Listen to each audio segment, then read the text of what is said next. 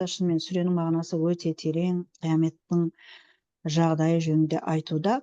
Уә деп бір етістік келсе, бұл уә нені білдіретін еді? Және. Значит, артындағы сөзге қараймыз. Мынау етістік формасында келсе, значит, алдындағы буасира деген етістікке атф етіліп тұр. Яғни бірыңғай мүше ретінде келіп тұр. Оған қазір тоқталамыз. Фуссилағыдан бастайық. Фуссила. Екінші бап, қыздар. Екінші бап. Негізі фә'ала. Екінші бапта формуламыз фә'ала. Ырықсыз болғанда фә'ила. Соңының алды кесра, одан бұрынғы дамма деген болатын біз өткен шақта. Осы шағы юфә'ил болса, біз сәббәха юсәббих деп өткен болатымыз Нас-Сур сүресінде. Ырықсызда соңының алды фәтха, басы итакта ю. Оны өзгертпейміз. Бізде мына формула келіп тұр. Фә'ила. Сондықтан фуссила. Аятта келгені. Ашыққа шығарды деп берілген екен. Негізі ортаға шығарды дегенде мағынасы бар, қыздар. Хасала негізі болды. Бір нәрсе хасыл болды дейміз ғой. Жүзеге асты. Хассала жүзеге асырды деген мағынасы да бар. Өте көп мағынасы бар. Сонымен қатар білім беру мағынасы да бар. Тахсил деген кезде жаңағыдай білім беруге байланысты да қолданыла береді. Әсіресе түркшеде тахсилі деп қолданып жүрген сөз, сол білімі не деп осының мастарын қолданады. Келесі сөзіміз садрун. Жоғарыда қабрун сөзінің көпше түрі құбур болса, садрун сөзінің көпше түрі судур. Негізі бұл көпше түрді жәмүн мукассар, сындырылған көпше түр деп айтады. Өйткені жекешедегі форма сақталмай, формасы өзгеріп жасалған көпше түр ғой. Олар жатталуы керек тек қана. Әрдайым фуул деген формуламен келмейді. Қай сөздің көпше түрі не болса, сол бойынша жаттаймыз. Көкірек, кеуде дегенді білдіреді. Енді Фуссила дегенге бұрын алдыңғы аятты айтамыз. Афала я'ламул инсан аннана нужазихи иза бу'сира ма фил қубурге екінші сөйлем қосылған, оның басында да осы бар деп ойлаңыздар. Афала я'ламул инсан аннана нужазихи иза қадин ортақ қараңыздар. Атыф деген осы, қыздар. Ортақ болған жер қайталанбайды. Сөйтетті, мынаның орнына уәні қоя салады да, изаны даже айтпаймыз. Фуссила фиссудур. Ол, яғни қабірдегі нәрселер, көкіректегі нәрселер шығарылды. Шығарылғанда, шығарылған сәтте деген мағынаны білу үшін, мына хуссиланың бу'сираға атф етілгендігін білуіміз керек. Атф дегеніміз бірыңғай мүше ретінде келгендігін.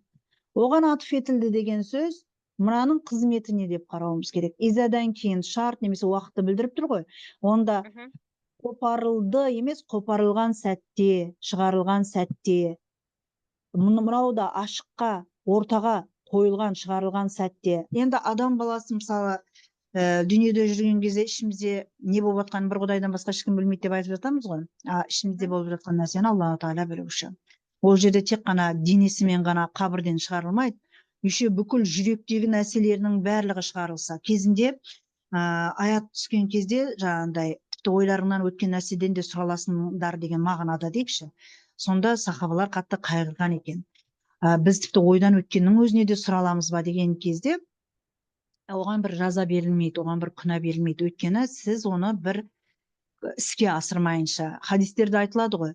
Бір жақсы жаман іске ниеттенсеңіз, сондай прям бәрі планыңызды жасаңыз, бірақ каким-то образом Алла нәсіп етпей жасамадыңыз, сол жасамағанның өзіне Алла Тағала бір сауап жазады дейді. Сіз соншалықты план құрып алып, почему-то жасай алмай қалғанның өзінде Алла Тағала сізге сауап жазса. Ал жақсылыққа ниет етіп алып, наоборот істей алмай қалсаңыз, ол жақсылығыңызға 10 есе сауап жазса, Алланың рахымы өте кең. Аллах күнәларға бір күнә жазса, сауапқа 10 еседен ары қарай кете береді. Ең азы 10 есе болып басталады. Сонда қиямет күнінде тек қабірдерден дене ғана шығарылмайды, бүкіл жүректерінде, көкіректерінде сақтаған барлық нәрсесі де ортаға төгілетін заман. Ешкімнен ештеңесін жасырып қалмайтындай. Дүниеде біреуге өтірік күле саламыз, біреуге өтірік бір нәрсе айта саламыз, бірақ ішіміздегіні бір Құдай біліп тұр ғой. Ал ақыретте өздеріңіз ойлаңыздар, соның барлығы ортаға шығып жатса, біз қандай масқара боламыз. Егер де шынымен Аллаху Тағала бізді кемшіліктерімізді жасырмаса. кемшіліктерімізді кешірмесе. Дүниеде Алла Тағала жауып қойғанда бізді денемен, ішіміздегі ой ниетіміздің бәрін біз сыртымызда көрініп тұрған жоқ та. Көрініп тұрса не болатын еді адамдардың жағдайы да? Осындай жағдай бұл жерде. Мұнда да ырықсыз дегенде негізі хассалаллаху ма фис судур десек, мәміз мәфул бихи, исім мәусул. Ал етістігіміз ырықсызға айналып кетсе, онда наибу фаил болады, яғни бастауыш, ырықсыз етістіктің бастауышы болады. Сондықтан фи махалли рафи болады. Мәфул бихи болса фи махалли насби деп айтатын едік. Мына жерде фи махалли рафи дейміз. Мұнда да жасырын бір юджат немесе якуну деген сияқты бір етістіктер бар деп қаралады. Соған мына харфуджар байланысты деп содан кейін ираб жасалады. Тәпсірінде уа убриза, мұнда да алдында бір иза де бар деп ойлаңыздар. Уа иза убриза, убриза да хуссила сияқты ортаға шығарылғанда анық түрде. Уа буйина, және де баяндалса, не ма фил қулуб, жүректегі нәрселер. Жүректегі қай нәрселер? Әдетте тәпсірді яда арабша мәтіндерді оқыған кезде мынаған мән беріңіздер. Жүректегі нәрселер не екенін біле алмаймыз, осы мәнің мағынасын түсіндіру үшін мин әл-баяния деген минді қолданады әдетте арабшада. Минан ният вал иътиқадат ва гайриха. Ниеттер, сенімдер, тағы басқа қандай жүректің ішінде сақтауы мүмкін нәрселер болатын болса, өш, жақсы көру, жаман көру, қуаныш, бақыт, өкініш, яғни жүректе сақтайтын сезімдер дейікші, соның барлығы ортаға төгіледі дейді.